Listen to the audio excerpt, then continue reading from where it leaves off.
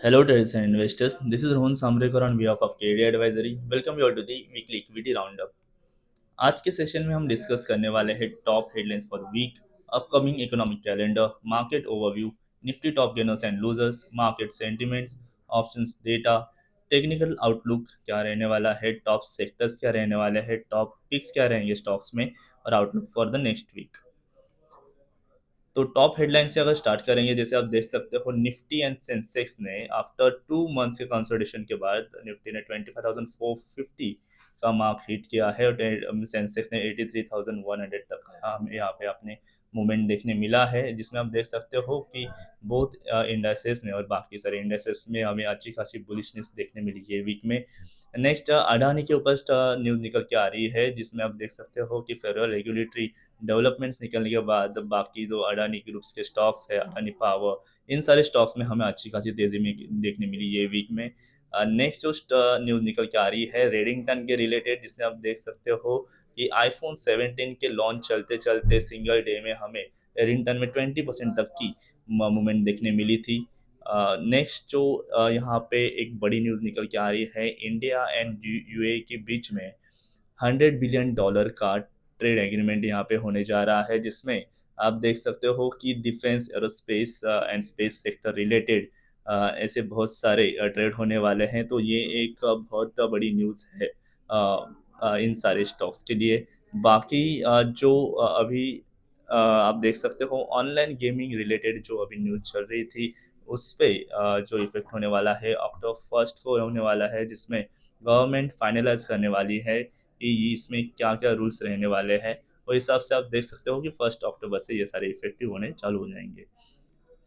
Economic calendar के ऊपर अगर बात करें तो एग्जिस्टिंग होम सेल्स अगस्त का यूएसए का निकलने वाला है 23 सितंबर को। नेक्स्ट 24 सितंबर को यूएसए का न्यू होम सेल्स का अगस्त डेटा आने वाला है। एंड देन 25 सितंबर को इनिशियल जॉबलेस क्लेम September 20 का डेटा आने वाला है। नेक्स्ट 29 सितंबर को इंडिया का industrial production year on year अगस्त का डेटा आने वाला है। देन चाइना का 30 सितंबर का एनबीएस मैन्युफैक्चरिंग पीएमएस सितंबर का डेटा आने वाला है। देन 1 अक्टूबर का वापस से इंडिया का आरबीआई इंटरेस्ट रेट डिसीजन यहाँ पे होने वाला है।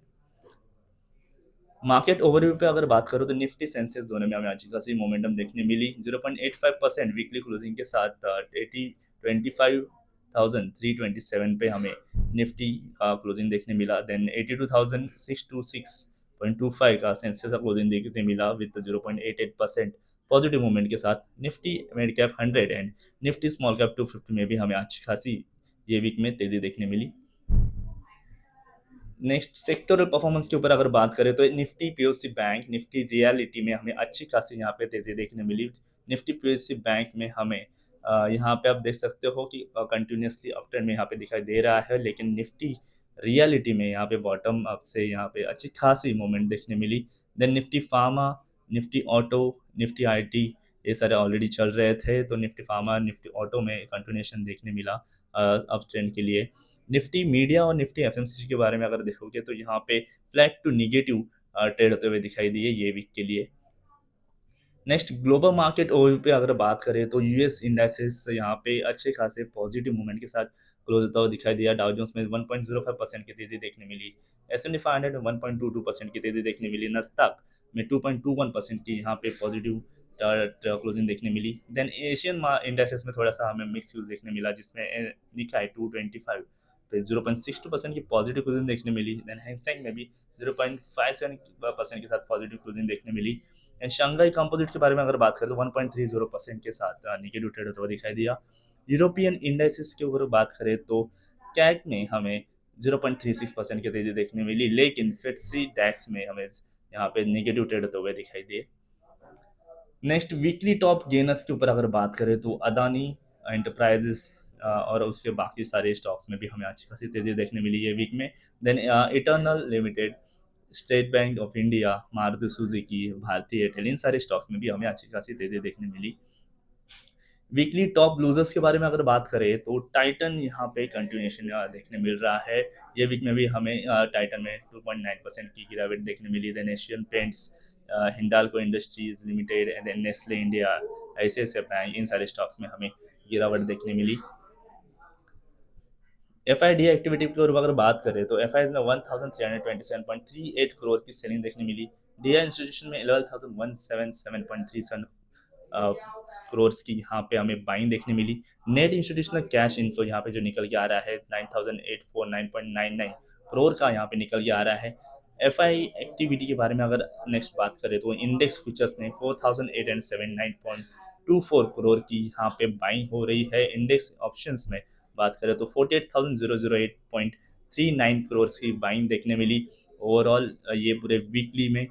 देन स्टॉक फ्यूचर्स में आप देखोगे तो 1703.19 करोड़ की सेलिंग देखने मिली। स्टॉक ऑप्शंस की अगर बात करें तो यहाँ पे 274.42 करोड़ की यहाँ पे एफ में ओवरऑल सेलिंग देखने मिली। नेक्स्ट निफ्टी के ऑप्शन डेटा के ऊपर अगर बात करें तो यहाँ पे आप देख सकते हो हाईएस्ट पुट ओवाई 25,300 लेवल पे देखने मिला। हाईएस्ट कॉल ओवाई 25,400 लेवल पे देखने मिला। Highest volume put activity 25,300 level पे देखने मिली और highest volume call activity 25,400 level पे देखने मिली। Fresh OI put side 25,300 level पे हमें ऐड होता हुआ दिखाई दिया और fresh OI call side 25,400 level पे हमें यहाँ पे ऐड होता हुआ दिखाई दे रहा है। तो यहाँ पे अभी भी जो 25,400 का रेंज आप देख सकते हो कि यहाँ पे थोड़ा सा ब्रेक इवन आप लेके चल सकते हो। ऑलरेडी 25,450 का मार्क्स यहाँ पे निफ्टी ने हिट किया है। 25,500 का अपसाइड के लिए हर्डल निकल के आ रहा है। निफ्टी के पुट कॉल रेशियो ओवाई के ऊपर अगर बात करें तो थोड़ा सा स्लाइटली हमें वापस कूल डाउन होते हुए दिखाई दे रहा है। 1.09 से गिरते गिरते 0.82 पे यहाँ पे ट्रेड होता हुआ दिखाई दे रहा है। तो यहाँ पे हम निफ्टी में जो है वो बुलिश का व्यू ही लेके फिलहाल चलने वाले हैं। डाउन साइड के लिए 25,000 का एक यहाँ पे क्रिटिकल सपोर्ट लेके चलेंगे। देन 24,850 नेक्स्ट सपोर्ट रहने वाला है। बैंक निफ्टी के ऑप्शन डेटा के ऊपर अगर बात करें तो हाईएस्ट पुट ओवर 54,000 लेवल पे हमें देखने मिला। हाईएस्ट कॉल ओवर 56,000 लेवल पे हमें देखने मिला।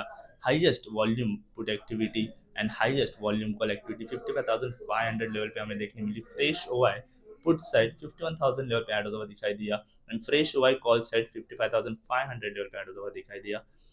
बैंक निफ्टी के पुट कॉल रेशो ओवाई के ऊपर अगर बात करें तो यहाँ पे कंसिस्टेंसी दिखाई दे रही है।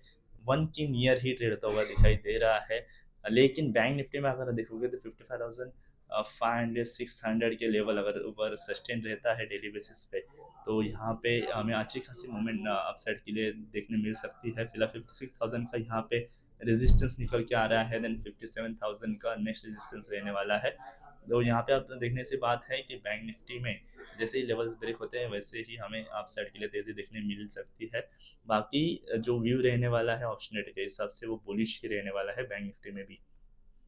नेक्स्ट निफ्टी के टेक्निकल आउटलुक पे अगर बात करें तो यहाँ पे आप देख सकते हो कि राइजिंग चैनल ब्रेकआउट के बाद यहाँ पे एक रिटेस्ट होते हुए दिखाई दे रहा है। तो यहाँ पे आप देखोगे तो 25,327 पे फिलहाल निफ्टी ट्रेड होता हुआ दिखाई दे रहा है। 25,700 का अपसाइड के लिए हर्डल अभी फिलहाल बना हुआ है। देन 26,000 नेक्स्ट रेजिस्टेंस रहने वाला है और फिलहाल के लिए 24,400 ये नीचे की साइड हर्डल रहने वाला है और 25,000 इक्विटी बेसिस पे हम सपोर्ट लेके चलने वाले हैं।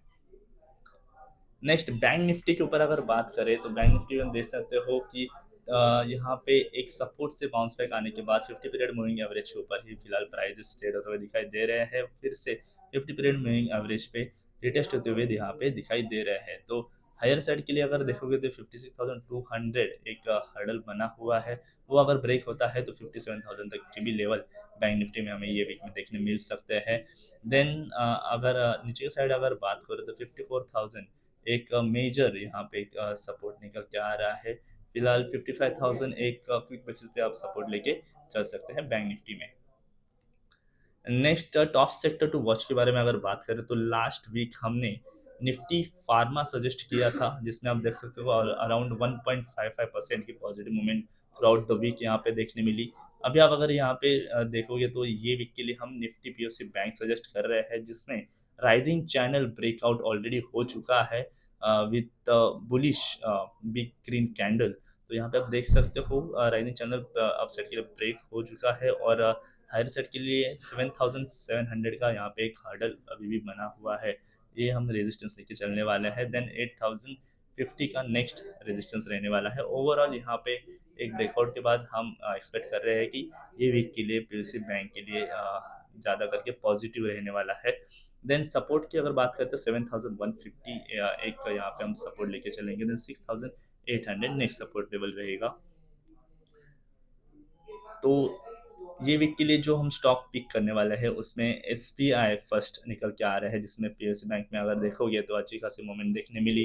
तो यहाँ से हम फर्स्ट जो स्टॉक लेने वाले हैं इंडेक्स में से वो एसबीआई का लेंगे। यहाँ पे आप देख सकते हो कि असेंडिंग ट्रायंगल पैटर्न का ब्रेकआउट यहाँ पे देखने मिला, और यहाँ से कंटिन्यूशन भी देखने मिल रहा है फॉर्मेशन ब्रेकआउट के बाद। तो 862 लेवल पे हम अपनी बाइंग एंट्री इनिशिएट करेंगे विद 914 टारगेट के साथ, और जो स्टॉप लॉस रहने वाला है 836 लेवल के नीचे रहेगा। नेक्स्ट जो यहाँ पे पीएससी बैंक का स्टॉक लेने वाला है कैनरा बैंक। तो यहाँ पे भी सिमेट्रिकल ट्रायंगल ब्रेकआउट होने के बाद कंटिन्यूशन देखने मिल रहा है प्राइजेस में। तो यहाँ पे 117 लेवल पे हम अपनी बाइंग एंट्री इनिशिएट करेंगे विद 124 टारगेट के साथ, और जो स्टॉप लॉस रहने वाला है 113.50 लेवल के नीचे रहेगा। नेक्स्ट जो लेने वाले हैं हम जेएसडब्ल्यू स्टील का मेटल सेक्टर में। मेटल में भी हमें ये वीक में अच्छी खासी तेज़ी देखने मिली, तो यहाँ पे भी कंटिन्यूशन हमें देखने मिल रहा है मेटल स्टॉक्स में भी। तो जेएसडब्ल्यू स्टील में 1122 के ऊपर अपनी बाइंग एंट्री इनिशिएट करेंगे विद 1190 टारगेट के साथ, और स्टॉप लॉस रहने वाला है 1088 लेवल के नीचे रहेगा। लास्ट वीक के परफॉर्मेंस की अगर बात करें तो यहाँ पे हमने लुपिन, ग्लैंड फार्मा एंड आयशा मोटो ये 3 स्टॉक्स दिए थे, जिनमें आप देख सकते हो तीनों स्टॉक्स में हमें अच्छी खासी मोमेंटम देखने मिली, लेकिन क्लोजिंग बेसिस पे थोड़ी सी हमें यहाँ पे कम पॉजिटिविटी के साथ ट्रेड होता दिखाई दिया, जिसपे 0.60% पॉजिटिव के साथ लुपिन क्लोज होता दिखाई दे रहा। ग्लैंड फार्मा 0.08% पॉजिटिव क्लोजिंग के साथ दिखाई दिया रहा। आयशा मोटो में आप देखोगे तो यहाँ पे 1.45% पे वीकली बेसिस पे क्लोज होते हुए दिखाई दे रहे हैं। तो ओवरऑल यहाँ पर परफॉर्मेंस देखोगे तो पॉजिटिव ही निकल के आ रहा है। तो ऐसे ही KD advisory commodity news and KD advisory equity update जानने के लिए इन क्यूआर कोड को स्कैन करके आप हमारे व्हाट्सएप चैनल के साथ जुड़ सकते हो। यहाँ पे आपको commodity market and equity market related सारी न्यूज़, अपडेट एंड इन्फॉर्मेशन मिलती रहेगी। Thank you so much.